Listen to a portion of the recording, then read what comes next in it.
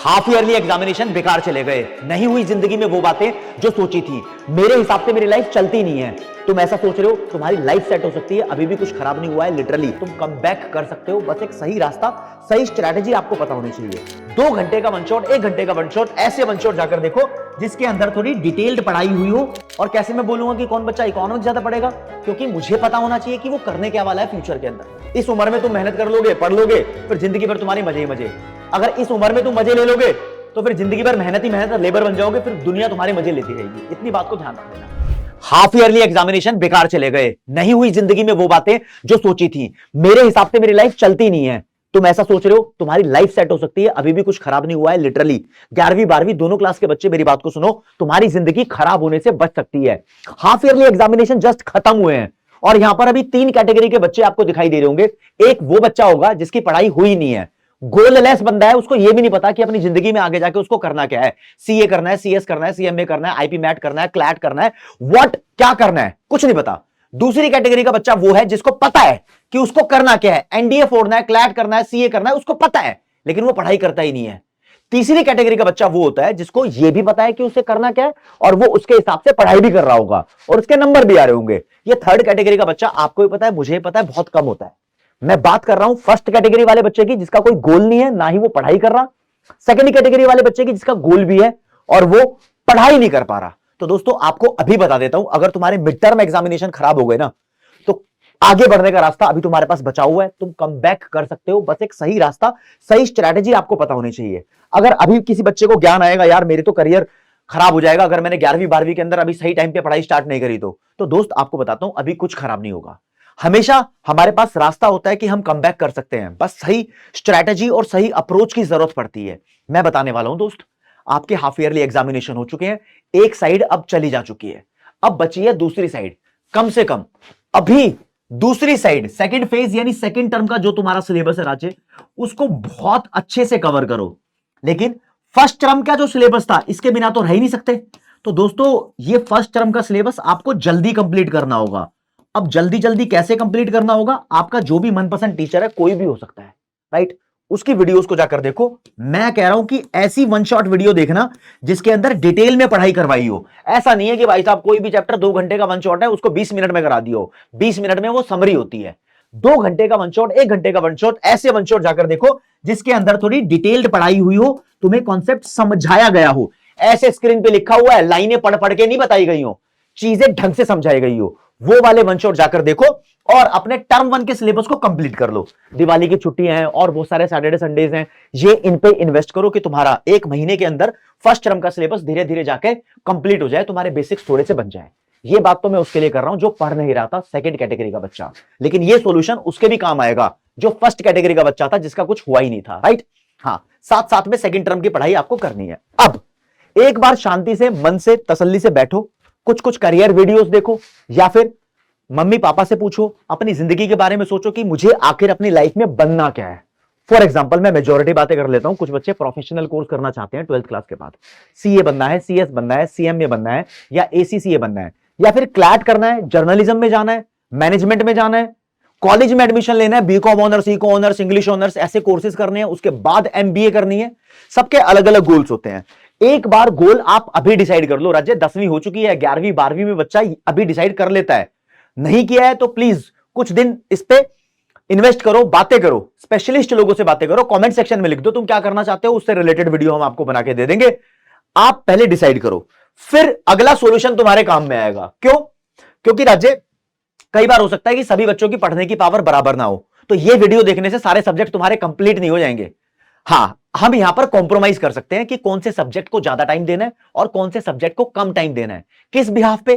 कैसे मैं बोलूंगा कि कौन बच्चा अकाउंट ज्यादा पढ़ेगा और कैसे मैं बोलूंगा कि कौन बच्चा इकोनॉमिक्स ज्यादा पढ़ेगा, क्योंकि मुझे पता होना चाहिए कि वो करने क्या वाला है फ्यूचर के अंदर। तो वो बात आपको अब बताने वाला हूं। अगर दोस्त तुम्हारा टारगेट, फॉर एग्जाम्पल मैं बोलता हूं कि सीए, सीएस या सीएमए बनना है, तो तुम क्या कर सकते हो? क्या कर सकते हो राज्य? तो तुम्हारे पास 3 सब्जेक्ट ऐसे हैं जो आपके आगे भी काम आएंगे। ये करोगे तो अकाउंट्स आपके काम आएगा, इको आपके काम आएगा, क्वांटिटेटिव एप्टीट्यूड आपके काम आएगा। क्वांटिटेटिव एप्टीट्यूड का मतलब होता है रीजनिंग, स्टैटिस्टिक्स और मैथमेटिक्स। अगर किसी बच्चे के पास 11th 12th में मैथ्स है या नहीं है इससे फर्क नहीं पड़ता, सीए के अंदर इन दोनों से भी बच्चा काम चला लेता है, पास हो जाता है। स्टैटिस्टिक्स तुम क्लास 11th में पढ़ते ही थे, इकोनॉमिक्स का हिस्सा। रीजनिंग एक थोड़ी सी नई चीज है जो कि बाद में जाके आपकी कवर अप हो जाएगी, टेंशन लेने की जरूरत नहीं है। लेकिन अगर आप मैथ्स वाले बच्चे हो तो आपको ध्यान देना है इन 3 चीजों पर ज्यादा। फिर आपके जो दूसरे सब्जेक्ट्स हैं वो होले होले थोड़े थोड़े मैनेज कर लो, क्योंकि मुझे भी पता है कि तुम्हारे पर बहुत ज्यादा बर्डन हो जाएगा अगर एकदम से गियर शिफ्ट करने को बोलूंगा ना, कि पहली गियर में थे 5वें में आ जाओ। मुझे भी पता है इट इज नॉट पॉसिबल। किसी की भी वीडियो देखकर बच्चा 2 मिनट के लिए, 2 घंटे के लिए, 2 दिन के लिए मोटिवेट हो सकता है, उससे आगे नहीं। मैं काम वो बताऊंगा जो बस की हो, जो हो सकता हो। मैं नहीं बोल रहा 6 के 6 सब्जेक्ट को तबाही मचा दो, ऐसे कर दो कि 6 के 6 सब्जेक्ट में तुम्हारे 100 नंबर आ जाए। अबे रियलिटी पे बात करो। अगर तुम 40% वाले बच्चे थे, अपना टारगेट 60-70% रखो। 60% वाले बच्चे थे तो अपनी ग्रोथ को देखकर 80% का टारगेट रखो। करिश्मे बहुत कम होते हैं। जो बच्चा 11th में 55% लाया, 12th में 95% ले आया, बहुत कम होते हैं। लेकिन कम से कम तुम अपना ये तो देखो कि तुम किस लेवल के बंदे हो। मैं 50% का बंदा हूं भाई, मैं 99% लाऊंगा। ये सिर्फ कहता रहूंगा, होगा नहीं। क्लियर रोड मैप होना चाहिए जिंदगी का, तभी कमबैक होता है। ये लाइफ का कमबैक आपको बता रहा हूं, राइट। तो जो सोच के बैठा है कि ये करेगा, भाई साहब इन सब्जेक्ट पे ऊपर तो बहुत अच्छे से मेहनत उसको करनी पड़ेगी। अब सुनो मेरी बात, ये सीए सीएस सीएम में बनने के लिए इंटेलिजेंट होने की जरूरत ज्यादा नहीं होती। नॉर्मल एवरेज बच्चा भी ये कोर्स आसानी से कंप्लीट कर लेता है। इसके लिए जरूरत होती है कंसिस्टेंसी की, कि तुम लगातार अपनी कमिटमेंट के हिसाब से पढ़ सकते हो या नहीं पढ़ सकते हो। कोर्स की रिक्वायरमेंट है, लंबे टाइम तक आपको अच्छे तरीके से बैठ के पढ़ना है। हाँ, इस उम्र में तुम मेहनत कर लोगे, पढ़ लोगे, फिर जिंदगी भर तुम्हारे मजे ही मजे। अगर इस उम्र में तुम मजे ले लोगे तो फिर जिंदगी भर मेहनत ही मेहनत, लेबर बन जाओगे, फिर दुनिया तुम्हारे मजे लेती रहेगी। इतनी बात को ध्यान रख लेना। हाँ, अगर कोई बच्चा कहता नहीं सर मैं नहीं बनना चाहता सीएससीएससीएम में, मैं तो आईपी मैट क्रैक करूंगा, मैं बीबीए प्लस एमबीए का इंटीग्रेटेड कोर्स करूंगा, अब मेरी दवाई बताओ 11th 12th में क्या करना है। तो राज्य आपकी इंग्लिश पे कमांड बहुत अच्छी होनी चाहिए, वहां का जो एंट्रेंस एग्जामिनेशन होता है। हाँ, आपका क्वांटिटेटिव एप्टीट्यूड बहुत अच्छा होना चाहिए। अब इसके अंदर तो थोड़ा बहुत मैथ्स भी आ जाता है, स्टैट्स भी आ जाती है, रीजनिंग भी अच्छी खासी आती है। अब रीजनिंग स्कूल में तो पढ़ाई नहीं जाती, तो भैया वो मैं तुम्हें बताऊंगा कि रीजनिंग के लिए तुम कोई भी अपना सीयूईटी का जो प्रिपरेशन करते हो वहां पर रीजनिंग आपको सिखाई जाती है। नहीं तो बहुत सारे तुम्हारे ट्यूटोरियल्स है यूट्यूब पे अवेलेबल, कहीं पे भी सीख लो। मैं अपना कुछ प्रमोशन नहीं कर रहा यहां पर, आपके लिए जिंदगी की सही बातें बताने आया हूं। अच्छा जी, कोई कहता नहीं सर मैं बाद में देखूंगा, मेरे को तो मस्त मस्त north campus, south campus, university of Delhi, Aligarh Muslim university, BHU college जाना है, अब बताओ मुझे क्या करना है। तो राज्य अब तुम क्या करोगे, अब तुम्हें सारे सब्जेक्ट पढ़ने पड़ेंगे। यहां तुम अपने आप को फंसाओगे, सारे सब्जेक्ट पढ़ने पड़ेंगे। और नहीं तो तुम कोई भी एक काम कर सकते हो, फॉर बेस्ट सॉल्यूशन मेजर, कोई भी 3 सब्जेक्ट पकड़ लो जिसपे तुम बहुत मेहनत करो। For example accounts, business, eco, इन 3 पे बहुत ज्यादा मेहनत करो, क्योंकि जो 2 अलग सब्जेक्ट होंगे जैसे कि इंग्लिश और जनरल एप्टीट्यूड टेस्ट सीयूईटी में होता है, वो तुम 11th 12th में पढ़ते ही नहीं हो। तो तुमने क्या, किसी टॉपर ने भी नहीं पढ़ा अभी तक तो वो, और वो ऐसे बेसिक सब्जेक्ट है कि किसी को भी आसानी से कवर हो जाएंगे। और वो जब भी आप शुरू करोगे तो सब बराबर से शुरू करेंगे, क्योंकि जो तुम 11th 12th में इंग्लिश पढ़ते हो ना, वो एंट्रेंस एग्जाम में सीयूईटी के अंदर आपको देखने को मिलती नहीं है, इवन आईपी मैट में भी देखने को नहीं मिलती। लेकिन अगर आप पहले से अपनी इंग्लिश स्ट्रांग रखोगे तो आईपी मैट वाला एंट्रेंस आप आसानी से क्रैक कर सकते हो। और भाई जब जागो तभी सवेरा, कमबैक सोचने से नहीं होगा, कमबैक करने से ही होगा। हाँ, और फिर भी तुम्हें लग रहा है कि नहीं सर इतने सारे टॉपिक्स है एक चैप्टर के अंदर, मेरे से सारे कवर अप नहीं होते, तो राजे इतनी बात बता देता हूं कि कोई भी चैप्टर हो, एवरेज बेसिस पे उस चैप्टर का 30% कंटेंट ऐसा होता है जो आपको बहुत ज्यादा इंपॉर्टेंट लगता है, और टीचर्स भी इंपॉर्टेंट बताते हैं, और जनरली पेपर के अंदर वही आता है।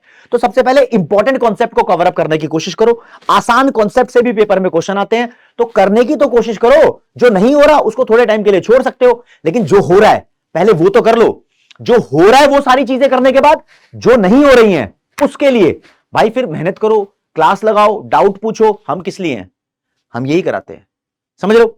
उसके बाद उन चीजों पे जाओ। लेकिन एक बार अगर कोई चीज तुमसे नहीं हो रही तो अपने आप को डीमोरलाइज नहीं करना है कातिया, इस बात को ध्यान रखना, समझ लो। अब बताओ होगा नहीं होगा कमबैक, और तुम करना क्या चाहते हो मुझे कमेंट सेक्शन में बताओ। क्या तुम्हारा टारगेट है, कम से कम मैं तो समझू कि बच्चे हमारे क्या करना चाहते हैं, क्या करना चाहते हैं स्टूडेंट्स हमारे। थैंक यू सो मच दोस्तों, थैंक यू।